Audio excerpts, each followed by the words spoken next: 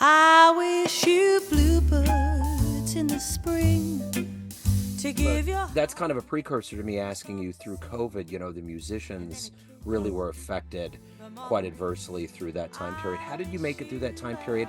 And how was this project influenced by it, if it even was?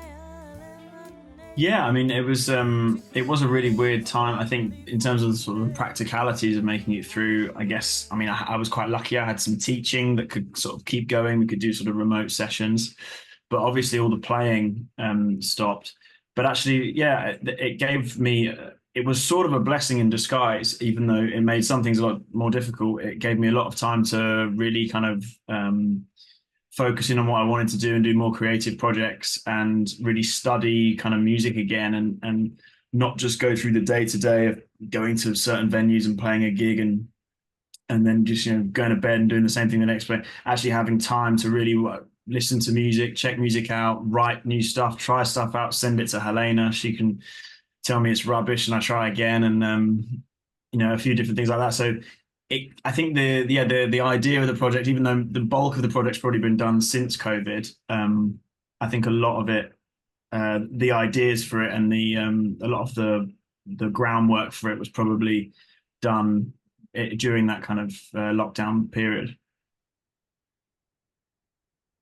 How about you, Helena? How Looks like she's frozen. Oh, Yeah, no, so sorry, no, I'm back. No, I was quite similar to Charlie. I was able to continue teaching remotely. Obviously, all the gigs went overnight, so that was a real shock for everyone. But I think the fact that everyone was in the same boat, we all had this time. So time that we wouldn't normally have, like Charlie saying, I was able to say to Charlie, "Oh, let's do this and let's, have a Zoom call," and the rise of Zoom and how amazing it was that we could still do things like that and chat. And actually, Charlie and I were close pre-COVID, but I think our friendship definitely actually formed 100%.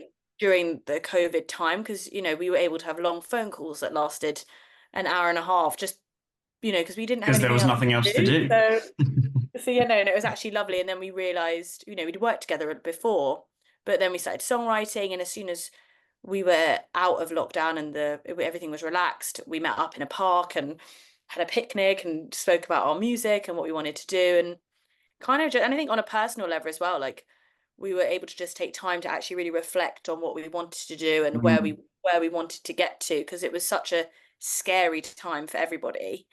That having that time it makes you so grateful for what we do have, what we had and what we do have now, because it was such a bonkers time. So before we get into kind of how A Thousand Nights exactly came together, take me back to the beginnings of this artistic union for you two. I mean, whether from friends to artistic collaborators, how did all of this kind of evolve into this project right now? So we were there's an orchestra in Britain called the National Youth Jazz Orchestra. So it's for young musicians up to the age of 25.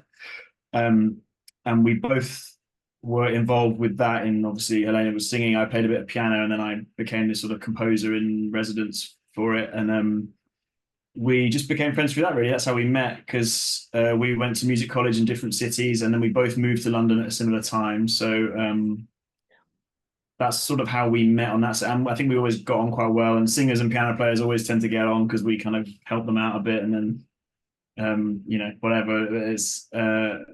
So yeah, anything you want to add, H?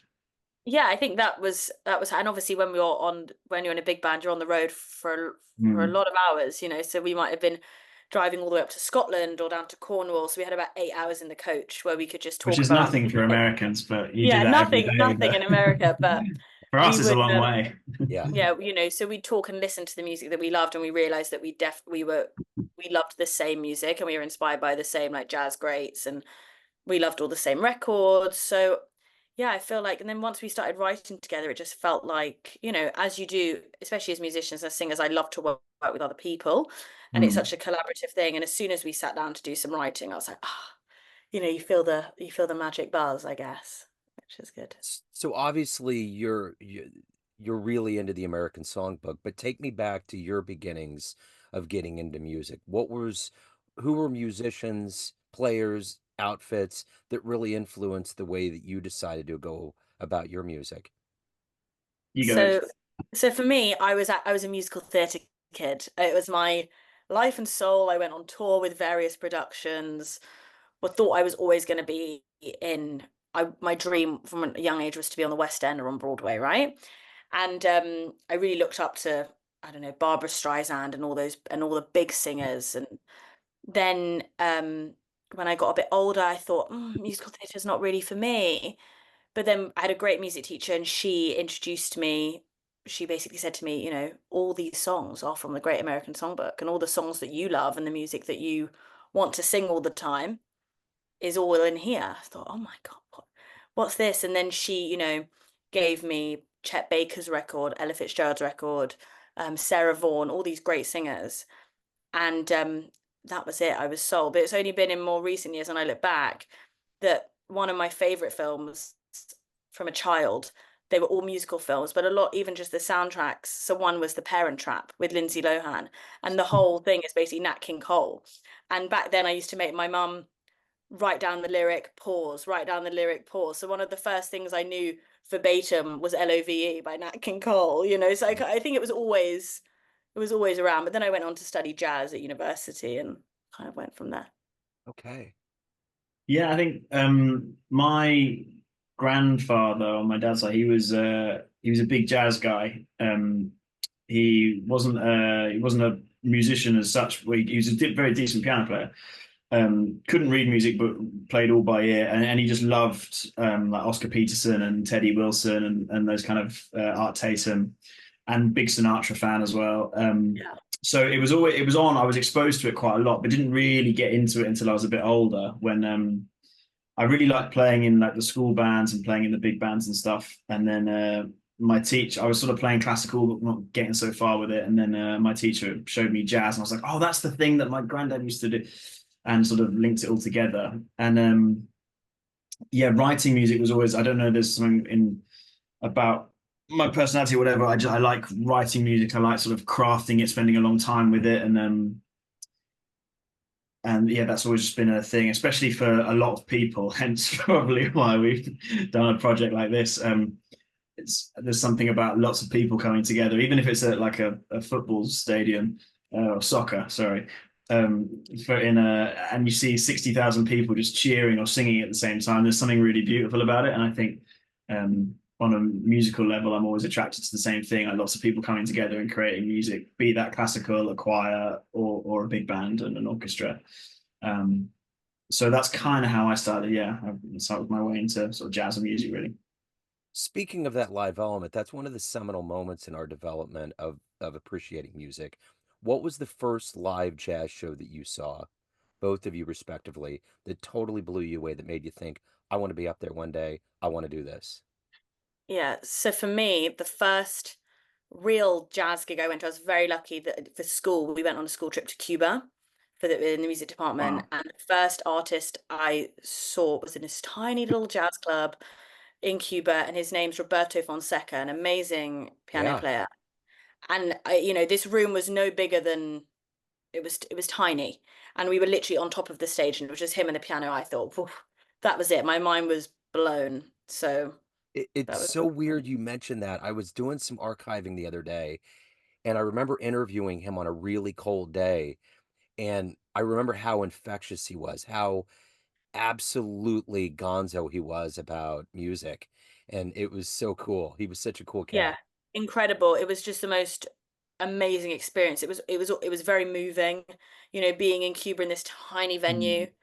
and he's just playing this, and he spoke to us, spent a lot of time with us after the show, and you know, talking to us because we all loved music, and I think he could see that Did, from us.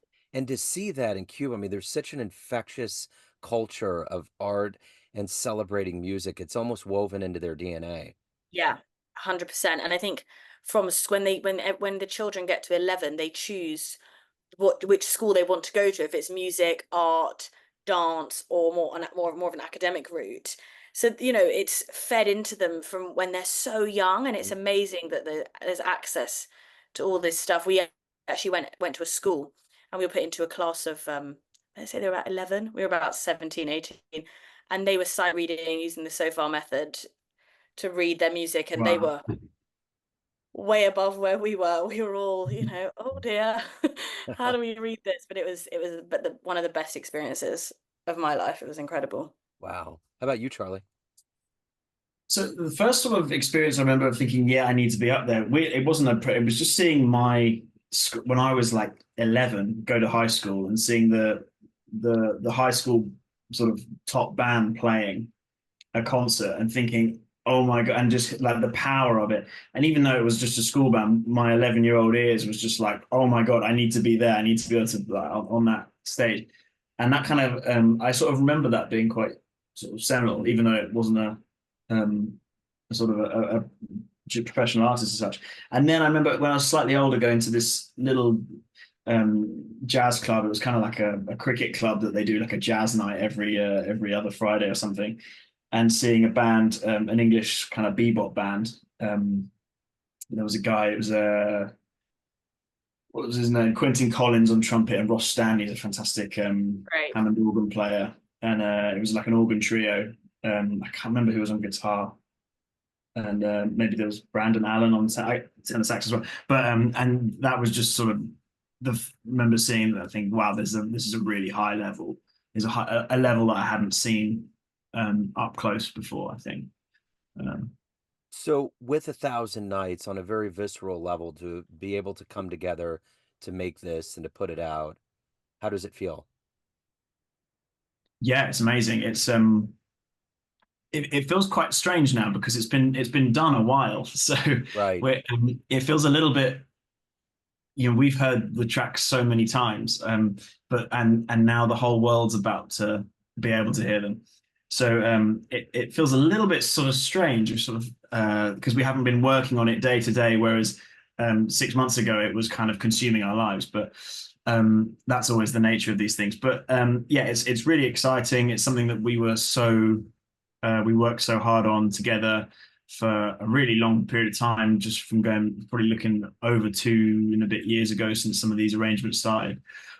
And it's been a really sort of beautiful experience from start to finish, from a musical level, but also from like a human level, doing it with Helena and sort of doing something that we're really proud of together. It's been a really lovely experience. Yeah.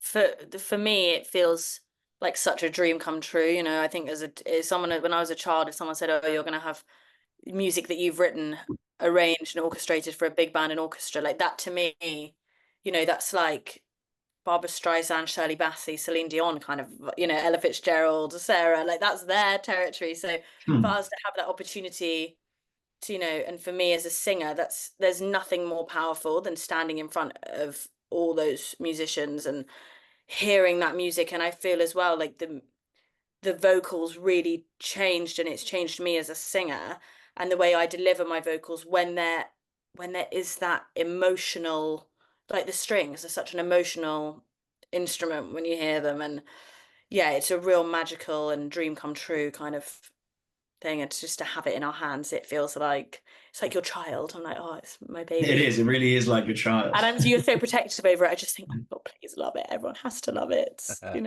What did you say the other day, Elena? I was saying that if my mum wants grandchildren at some point, and you were like, oh, she already has a grandchild. It's got 12 tracks. And it's called 1,000 Nights. Yeah. Totally. So I always feel like whenever we talk about this, because it's so far in the rearview mirror, that I'm arriving at a bus stop, but you've already left. You've already stayed in the hotel and you're already back doing something else. It's a very weird thing to talk about because you're already moved on. You're already on to something else. So it's almost like you're getting transported back in time. Yeah, it is a little bit. It's sort of that thing of, I guess, like an author would be right halfway through his or her second book while promoting the first one, and yeah. I guess it's kind of just the way these things work. But it's also quite nice because I think you give yourself a bit of time to move away from it and to kind of rest your ears, and then you listen back to it and think, oh yeah, this is good. Or even though you know everything that's coming, it's just you give yourself a little bit of breathing space with it. And it's also really nice to hear it through fresh ears. People who haven't heard it before reaching out and saying how much they love it, and people tagging us on things on social media. I think as well that's a huge thing obviously having to create content for social media around the releases and things, it really makes you like fall in love with the music again, because you have to really go. I almost, for myself as a singer, I think a lot of singers say this, they don't like the sound of their own voice, or that you're always going to hear things that you don't like or that you want to change. I almost have to pretend that the Helena on the record isn't me. It's somebody else. I kind of try and view it as it, be kind to myself as an artist and be like, right, it's okay. That's done. It's done. You don't need to nitpick on the tiny things, because I wouldn't do that to somebody else if it was their record. So what are you ultimately hoping the listener gets from this album? I hope that they enjoy it. I hope that they hear. I think there's a couple of things at play. There's obviously the big grandiose experience. Hopefully that there's a big orchestra and a big band and a big sort of powerful, almost Los Angeles-esque sound in that sense. But also really at the heart of it, it's just Helena and I. We've written these songs together, and we've done these kind of arrangements of some songbook standards. And it's ultimately just us kind of playing amongst this sort of big machine of an orchestra. So I hope that the listener can see that, or could feel that sort of the intimacy within the kind of the bigger sort of more grandiose thing. And hopefully, just enjoy it and like our songs and the arrangements and all the playing on it. Yeah, and for I completely agree with everything Charlie was saying, and also I think there is a real narrative through the album, and it does take you, I feel, like, on a journey. And we chose songs even up until a couple of months before a couple of weeks even before recording. We were kind of working on the songs and working on the arrangements, and I think they really reflect different times of our life. Like Guess I'll Hang My Tears Out to Dry. For me, it came a bit later in the process, didn't it, Charlie, of when we decided to do it. But the lyrics of that song are so poignant, and they just hit so differently. And I just hope that everyone, in amongst the sad moments of the record, they really feel that lightness, and it brings people happiness, and they enjoy listening to it in the car or wherever they want to hear their music, in the shower. I sing along in the shower and belt it out. That's For sure. So at the end of the day, it's very evident that you love jazz. But tell me, why do you love it? How long have you got? I don't know. I mean, right. The thing is, for me, I think there's certain corners of jazz that I really love. It's all about feeling. It just I can listen to Oscar Peterson and I can just listen to it all day because he's just pure joy in it, and I can listen to Sinatra or listen to bassy big band or something more contemporary, Maria Schneider or and whoever it is, and everything brings a certain feeling and a warmth and a character which makes me feel something, and I think that's why I like it, I guess. And I don't get that with every jazz artist, but with my favorites, or the ones that I really just, it makes me feel something, and it really interests me. It just grabs my ears.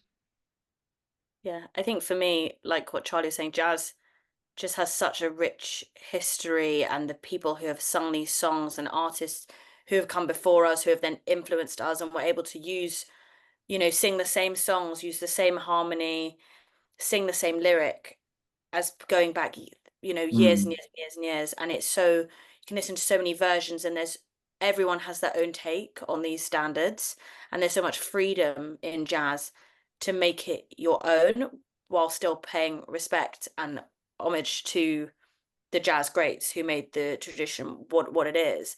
And so I think, for me, it's just it feels very freeing to be able to sing this music, and whenever we do it, it's never going to be the same. The way I sing I Wish You Loved Today will be different to the way I sing it next week, and I think that jazz really enables that freedom and versatility for everyone, but as a singer. every time I hear about Oscar Peterson, I remember an interview with the singer that actually grew up next to him and used to listen to him as a shy kid.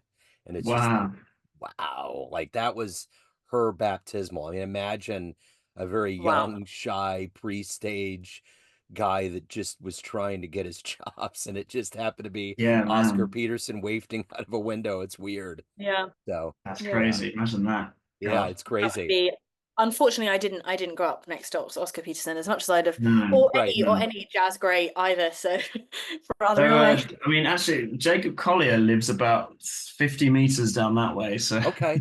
All right. Yeah, I just saw him on Downbeat. I was reading that article about just, and my stepdaughter is really, really into him. And she was like, I really dig this guy. And I was like, wait, he does jazz, but he does a lot of things. You know, he Yeah. there's, does a lot of things. Yeah, he's a very talented boy. yeah, I don't really know him that well, but I occasionally see him in the park, and I'm just like, hey, man. yeah, Yeah. Mm. And I yeah, think he's, that's the thing. That's the thing with jazz. You know, it's so it's always changing, and you know, like you're saying, your stepdaughter loves Jacob Collier, but maybe wouldn't listen to something else. But it is yeah, all in that realm, and I think that's what's so exciting about jazz, and jazz especially now, how it's moving and it's always changing. And actually now it's becoming very, very popular. Like again, it's really becoming yeah. the cool thing, I guess, which Well, is you really know, cool. I mean, it's one of the things, a lot of the jazz education is a big backdrop to a lot of people that Mm. may use it as a springboard to go. Like, for instance, Jimmy Chamberlain from the Pumpkins, Smashing Pumpkins. His background was in jazz, and now he does that. So he did all of this, Mm. and he still does work with them, but he's kind of gone back to that original love of jazz music. Where, And yeah, I where mean, it came even from. even the band Fish, they were all like jazz theorists. Steely Dan, their whole backbone Yeah. Yeah. was jazz music, you know. So when you really kind of peel back the layers, it's like it really is there in so many things. I mean, we're always standing on the shoulders of giants. All of this evolved music we listen to has elements of everybody. I mean, from Tina Mhm. Turner to Ella Fitzgerald, and you just kind of take that funnel and it just makes its way into our modern nomenclature, you know. Exactly. 100%. It's like the foundation. I always sort of thought this, that jazz is kind of the foundation of all kind of pop music. Yeah. If you go back far enough, I mean, obviously I guess, country, folk, there's other strands that have fed into it, but Yeah. in It's like terms of bands that kind like of Toto, mainstream, like, you know, all the like bands like mm, Toto, they're Yeah. so jazz influenced when you Uh-huh. go to their, you know, B-side tracks and the lesser known records. It's amazing. 100%, yeah.